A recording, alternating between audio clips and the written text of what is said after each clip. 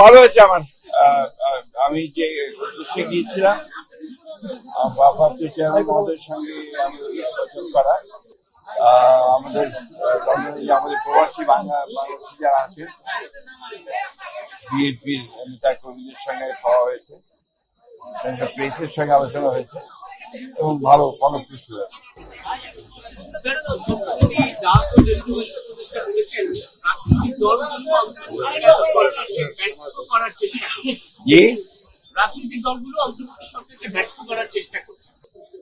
আমি জানি না কোন প্রেক্ষিতে বলেছেন, কি বলেছেন তা জানি না, কিন্তু ওনার এই বক্তব্য এটা রাজনীতি বিরোধী বক্তব্য এবং আমি আশা করি না যে তারা এই ধরনের বক্তব্য রাখবেন।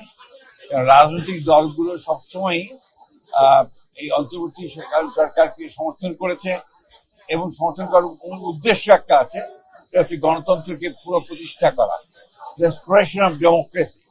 সেটার জন্যই আমরা কাজ করছি 15 বছর ধরে। আমরা সংগ্রাম করেছি, লড়াই করেছি এবং এটা উনি কি উদ্দেশ্যে কে বলেছে আমি জানি না।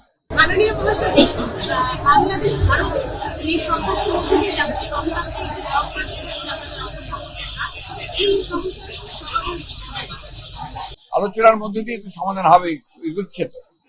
স্যার, ভারপ্রাপ্ত চেয়ারম্যানের কাছ থেকে কি বার্তা নিয়ে এসেছেন বাংলাদেশের? ভারপ্রাপ্ত চেয়ারম্যানের কাছে বার্তা এসেছে যে আপনারা সবাই ধৈর্য ধরবেন। একটা বিশাল বিজয় সূচিত হয়েছে জনগণের।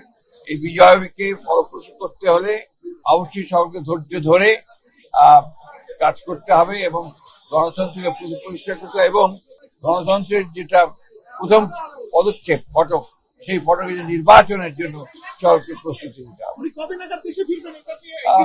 ওনার যখন সুযোগ হবে, অর্থাৎ আপনার মামলা মোকদ্দমাগুলো শেষ হয়ে যাবে।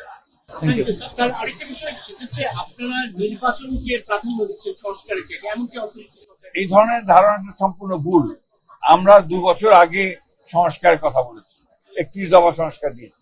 তারও আগে 2016 সালে আমরা আপনার ভিশন ফর আপনার বিএনপি 2030 দিয়েছিলাম এবং আমরা এখনো বলছি যে আমরা ন্যূনতম সংস্কারগুলো করে নির্বাচন দেওয়ার জন্য। এই জন্যে যে বাংলাদেশে যে সমস্যাগুলো তৈরি হচ্ছে, এই সমস্যাগুলো নির্বাচিত সরকার ছাড়া সমাধান করা বেশ চ্যালেঞ্জিং।